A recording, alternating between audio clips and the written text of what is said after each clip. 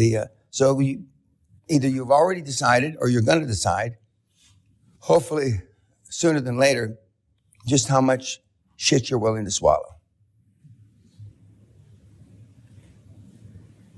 And if you won't say shit if it's in your mouth, you got a problem.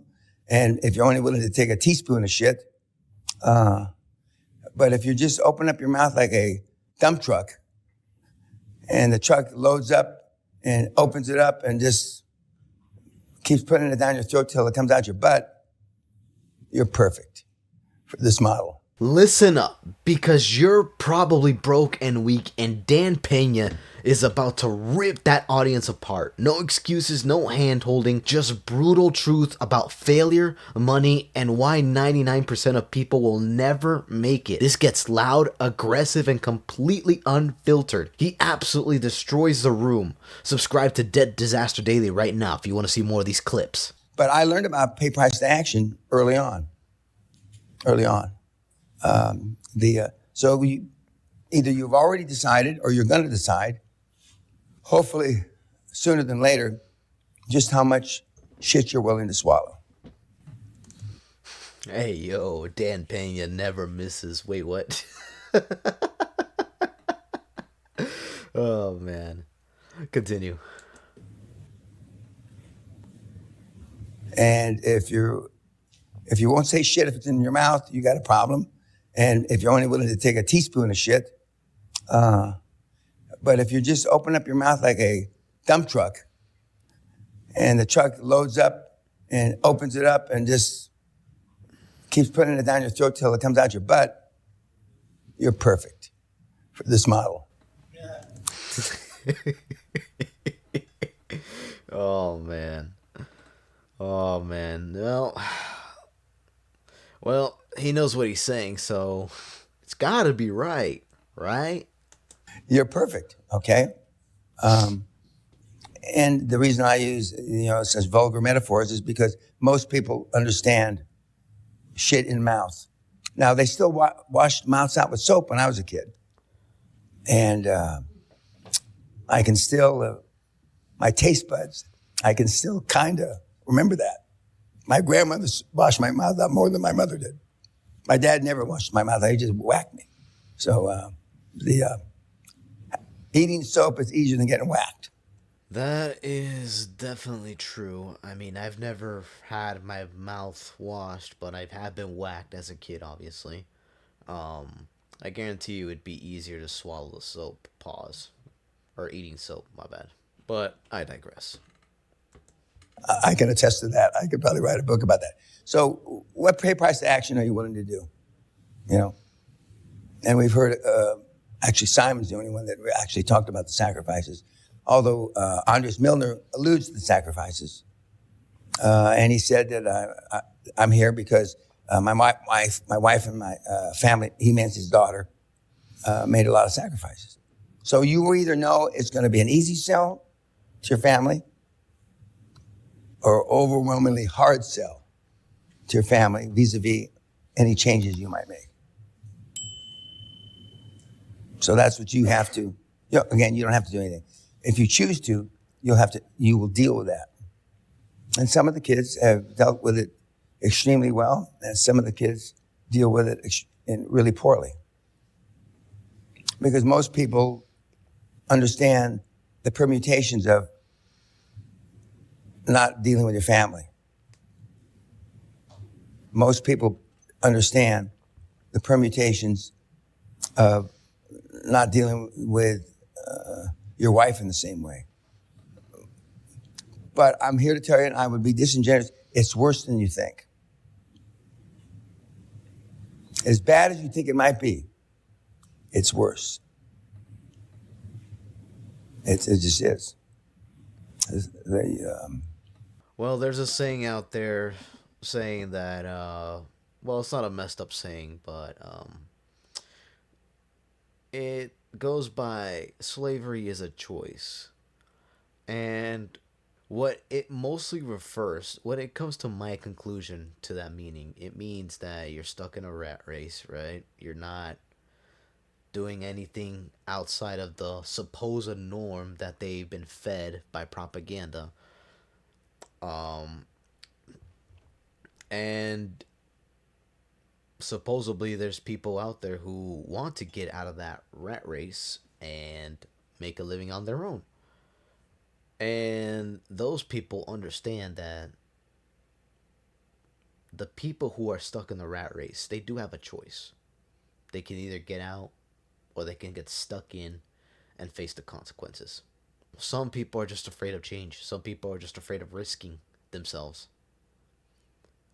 And let me tell you right now that you should never be afraid to risk anything.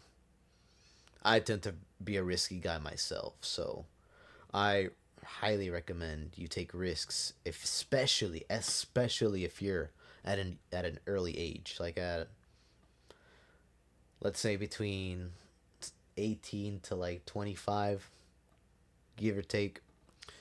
I would definitely recommend taking more risks, especially through your 20s and during your 20s, than in your 30s or 40s, because that's when things get a little difficult. And, well, most people tend to settle families around that age. So it makes it even harder for a guy or a person to make it in life and become wealthy. Okay, so now you've got a CEO, and everybody on the group, from the chairman to the CEO, you want them to have had transaction experience, meaning doing deals. And so they say, how many deals? Well, I mean, at least, 20, 30, 40 deals. Now, you're going to find some people that have been in hundreds of deals. That's good. Hundreds of deals. So now you've got a CEO. Now, one of the questions I'm normally asked is, do any of these people have to be doctors, healthcare? Well, when you're buying hospitals and stuff like that, or buying dental practices or physician practices, yeah. But for the lower end of home health, no. That is factual. I mean, most salesmen, salesmen, those who practice sales, they don't typically, well, when they focus on a niche, they don't typically know the niche themselves. They just go for it. They just try to get the deals done. And they just practice and they learn as they go, basically. Which, honestly, most people are uncomfortable doing so. Which honestly surprised me. It's like, bro, come on, man. You learn by mistakes, not by, like, actually reading a book, you know?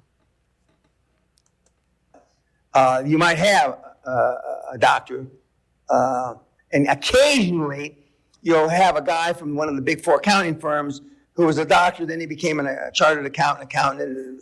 But normally the answer is no. They won't be doctors. It looks good if you have a physician. Or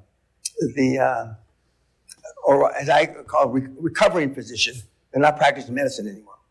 And they'll be very careful because they don't want to mislead you. There's something in the Hippocratic Oath, there's some bullshit that they want. I don't practice medicine anymore, Mr. Peña. Okay. And normally I make a joke with, who did you kill? But they don't think that's that funny, so I don't use it anymore. But anyway, Yeah, people are sensitive nowadays. They can't even take a joke. But then again, this is Dan Peña, so this guy will make up the most diabolical jokes you could probably think of. But yeah. Okay, so now you've got the CEO person. What age group? Our demographics for our board is 55 to 70, more or less. Occasionally a little younger, occasionally even older. I got a good buddy who's 85 on one of my boards. Actually, the smartest guy on the fucking board.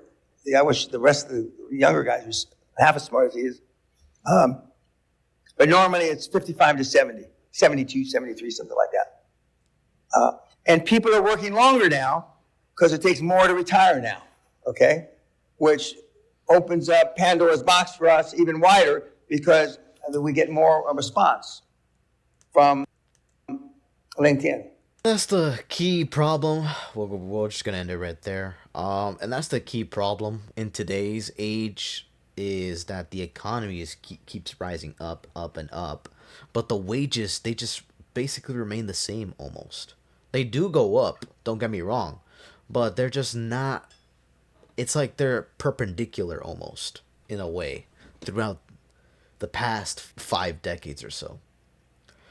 And what Dan Pena is saying is definitely true. There are people who are in their 60s, 70s, even 80s working till this day. Why? Because they don't have the funds. The retirement funds aren't enough anymore. They have to work until they basically pass on in order to just get by. And my question is to the audience that is watching me, do you really want to stay in your comfort zone for the next 50 years until you realize you're like 60 and you realize you still have to pay even more taxes, even more bills?